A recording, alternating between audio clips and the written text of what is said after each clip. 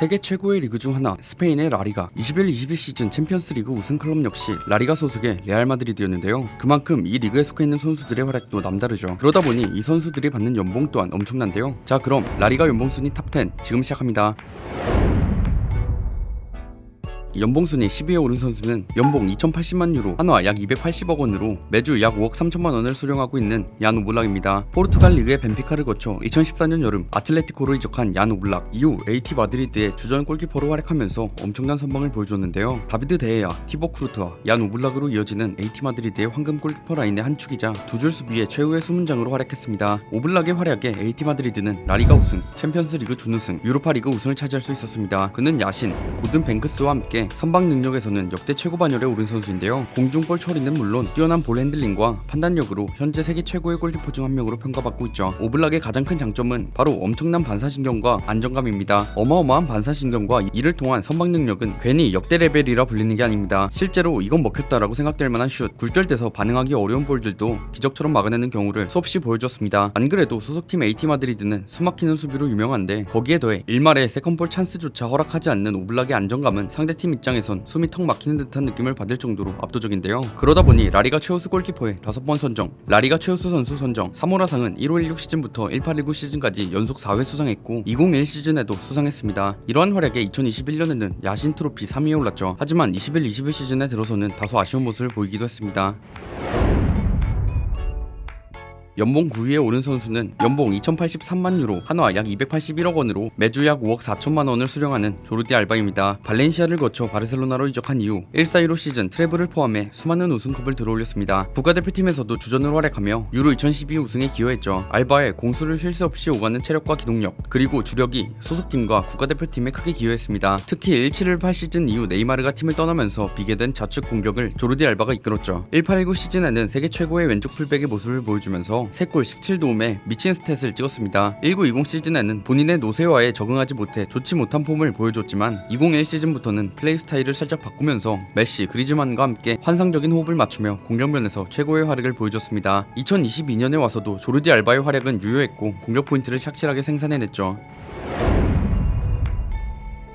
연봉 공동 7위에 오른 선수는 연봉 2,194만 유로, 한화 약 295억 원으로 매주 약 5억 6천만 원을 수령하는 마르셀로입니다. 플루미넨시에서 데뷔해 2007년 1월 레알 마드리드에 합류한 마르셀로, 2010년대에 전성기를 맞으면서 소속팀인 레알 마드리드가 챔스 3연패와 라리가 6회 우승을 비롯해 수많은 트로피를 차지하는 데 기여했는데요. 뿐만 아니라 피파 피프로 월드 11 6회, UEFA 올해의 팀 3회, 피파 월드컵 드림팀 2회 등을 수상하며 개인 커리어 면에서도 훌륭한 모습을 보여줬습니다. 현재 2022년 6월 12일 공식적으로 레알 마드리드를 떠나 15년의 여정에 마침표를 찍었죠. 실력과 커리어를 모두 겸비한 2010년대 최고의 레프트백 중 하나로 팀을 떠나게 된 것입니다. 마르셀로는 2010년대 베스트 11을 뽑을 때 대부분의 전문가는 마르셀로를 레프트백 자리에 선정할 만큼 뛰어난 선수였는데요. 이는 개인 수상으로도 증명되는데 2010년대 레프트백 중 가장 많은 개인 수상을 기록했죠. 또한 2010년대 클럽과 국가대표팀에서 주전으로 활약하면서 레알 마드리드 역사상 가장 많은 25회의 우승 트로피를 들어올리고 브라질 대표팀의 2012 런던 올림픽 은메달 및 2013 피파 컨페더레이션스 컵 우승을 거머쥐는 등 최상급 수준의 커리어를 자랑하고 있습니다.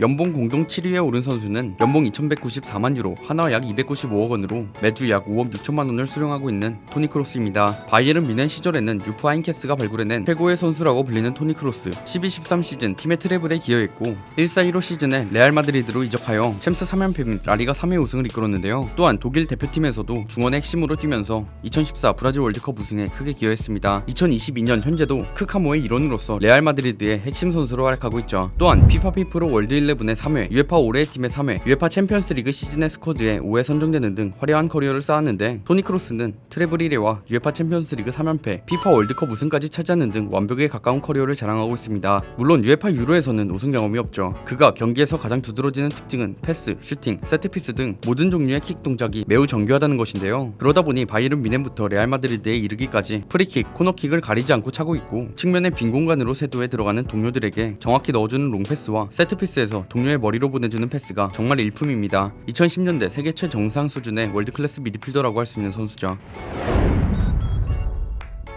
연봉 6위에 오른 선수는 연봉 2,200만 유로, 한화 약 296억 원으로 매주 약 5억 7천만 원을 수령하고 있는 세르지오 부스케츠입니다. 2007년 프로 데뷔, 2008년 1군 데뷔 후 바르셀로나에서만 뛰고 있는 원클럽맨 부스케츠, 사비 에르난데스, 안드레스 이니에스타와 함께 세월간이라 불리는 강력한 미드필더진을 구축하면서 바르셀로나의 트래블 2회를 이끈 바르셀로나의 레전드인데요. 스페인 대표팀에서도 주전으로 뛰며 스페인의 메이저 대회 2연패에 공헌했습니다. 2022년 현재 바르셀로나와 스페인 대표팀의 주장으로 활약하고 있죠. 부스케츠는 경기에서는 부각되지 않지만 수준급의 패싱 기술, 그리고 정교한 볼 컨트롤과 섬세한 테크닉을 활용한 탈압박, 뛰어난 판단력과 포지셔닝을 통해 끊임없이 전술을 변화시키는 선수인데, 수비 상황에서는 거친 대인 마킹보다는 역습 상황에서 지능적으로 상대의 패스 루트를 읽고 이를 차단하는 플레이에 능하죠. 부스케츠는 펩 시절 티키타카에서 빼놓을 수 없는 존재고, 전술이 바뀔수록 존재감이 훨씬 더 커졌습니다. 하지만 아쉽게도 2010년대 후반부터 노쇠화로 인해 폼이 많이 떨어진 상황이죠.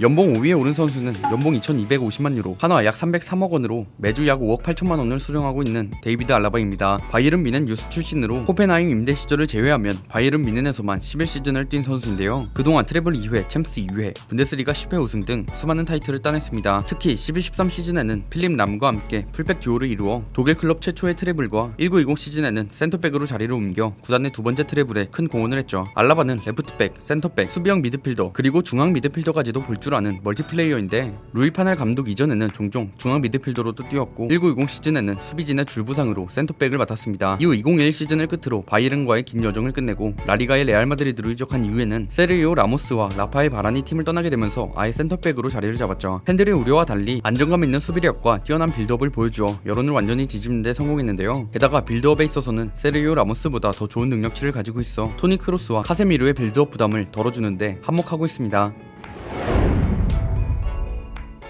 연봉 4위에 오른 선수는 연봉 2,400만 유로, 한화 약 323억 원으로 매주 약 6억 2천만 원을 수령하고 있는 카림 벤제마입니다. 올랭피크 리옹에서 성인 무대에 데뷔해 2009년 여름 레알 마드리드에 합류한 벤제마, 이후 레알 마드리드의 챔스 5회 우승과 라리가 4회 우승 등을 비롯해 수많은 우승에 기여했는데요. 챔스에서는 역대 득점 공동 3위를 기록하고 있습니다. 현재 10년 넘게 레알 마드리드의 주전 스트라이커로 활약하고 있죠. 이런 벤제마는 2010년대 최고의 스트라이커를 꼽을 때 루이스 수아레스, 로베르트 레반도프스키, 세르히오 아구에로와 함께 반드시 거론되는 선수인데, 세르히오 아구에로, 루이스 수아레즈와 달리 로베르트 레반도프스키와 함께 30대에 오히려 기량이 만개한 모습을 보이며 여전히 세계 최고의 스트라이커 자리를 놓치지 않고 있습니다. 벤제마는 30대에 들어서 더욱 무르익으며 레알 마드리드의 에이스이자 주 득점원으로 활약하고 있죠. 18-19 시즌부터 결정력이 살아나더니 현재는 세계 최정상급 결정력을 보여줌과 동시에 발롱도르 유력 후보로도 거론될 정도로 물오른 경기력을 뽐내고 있는데, 21-22 시즌에는 역대급 활약을 펼치며 팀의 멱살을 잡고 리그 우승을 이끌고 챔피언스 리그에서는 역사에 남을 16강, 8강, 4강을 만들며 결승까지 끌어올리고 결국 우승까지 시키는 등 커리어 하이를 찍으며 사실상 21-22 시즌 발롱도르 수상을 확정지었다고 봐도 무방할 정도의 활약을 보였습니다. 연봉 3위에 오른 선수는 연봉 3천만 유로, 한화 약 404억 원으로 매주 약 7억 8천만 원을 수령하고 있는 앙투안 그리즈만입니다. 클럽과 국가대표를 불문하고 최고의 활약을 펼쳐 발롱도르 포디움에 두 차례나 오른 뛰어난 선수인데요. 레알 소시에다드 유스를 거쳐 1군에 데뷔해서 엄청난 포텐을 터뜨렸죠. 이후 아틀레티코 마드리드로 이적한 이후 에이스로 활약합니다. 아틀레티코 유니폼을 입고 통산 288경기, 141골, 55도움을 기록했죠. 그의 활약에 AT 마드리드는 챔피언스리그 준우승과 유로파리그 우승을 차지했는데요. 이후 2019년 여름 팀을 떠나 바르셀로나로 이적합니다. 말도 많고 탈도 많았던 이적 사가가 끝이 나고 최고의 활약을 펼치나 했는데, 아쉽게도 바르셀로나에서 큰 활약을 보이지 못했죠. 결국 다시 AT 마드리드로 임대를 오게 됩니다. 하지만 아틀레티코 복귀 후에도 부상과 적응 문제로 인해 많은 경기를 소화하지 못했죠. 그 이후에는 나름대로의 활약을 선보였고 아틀레티코 마드리드는 임대를 1년 연장했습니다. 연봉 2위에 오른 선수는 연봉 3,125만 유로, 한화 약 420억 원으로 매주 약 8억 원을 수령하고 있는 에덴 아자르입니다. 첼시에서 7년간 활약하며 프리미어리그 2회 우승 및 유로파리그 2회 우승을 이끈 아자르, 계약이 1년 남은 2019년 여름 이적료 1억 유로를 기록하며 레알 마드리드로 이적했는데요. 국가대표팀에선 주장을 맡아 벨기에를 2018 러시아 월드컵 3위로 이끌었고 실버볼을 수상하였습니다. 아자르는 리그안과 프리미어리그 모두에서 모든 구단들을 상대로 대단한 활약을 보여줬습니다. 리레에서도 수비 부담이 없는 이손 프리롤로 리강을 씹어먹었고, 첼시에서도 첼시 공격을 진두지휘하는 프리롤 크레그로 프리미어리그를 씹어먹었죠. 무엇보다 아자르의 전성기 시절 드리블은 역사상 최고의 드리블러로 통하는 리오넬 메시에 비견되는 퍼포먼스를 보여주었습니다. 그러나 레알 마드리드로 이적한 이후에는 자기관리 실패와 지속적인 부상으로 인해 폼이 급격하게 저하되었는데요. 결국 첼시 시절의 모습을 찾아볼 수 없게 되자 팬들과 언론들로부터 유럽 축구 역사상 최악의 영입이라는 비판을 받고 있습니다. 카카를 능가하는 레알 마드리드 역사상 최악의 먹튀가 되어버리고 말았죠.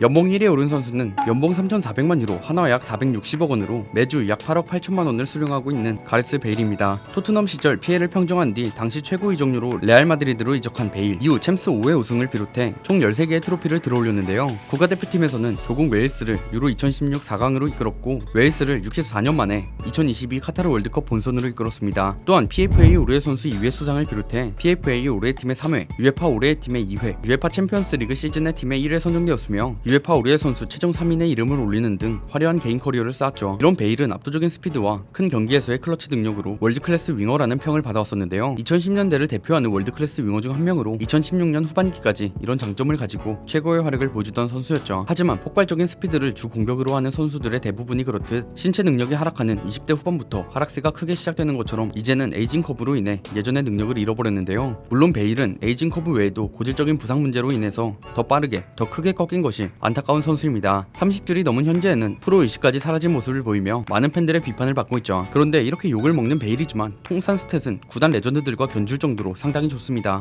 레알 마드리드에서 7년 동안 258경기 106골 67도움을 기록했는데, 이는 크리스티아노 호날두와 스트라이커들을 제외한다면 21세기 레알 마드리드 선수들 중 최상위권의 스탯이죠. 게다가 두 번의 UEFA 챔피언스 리그 결승전과 한 번의 코파델레이 결승전에서 결승골을 기록한 클러치 능력까지 보여줬다 보니 나중에 어떤 평가를 받을지 궁금해지는 선수입니다. 지금까지 라리가 연봉 탑10에 대해 알아봤는데요. 현재의 활약만 놓고 봤을 때 이 연봉이 맞나 싶은 선수들이 꽤 있는 것 같습니다. 그래도 지금까지 소속팀에게 가져다준 활약과 트로피는 무시할 수 없는 선수들이죠. 그럼 이 연봉 순위에 대한 여러분들의 생각을 댓글로 부탁드리며 영상 마치겠습니다. 지금까지 월간 베스트였습니다. 감사합니다.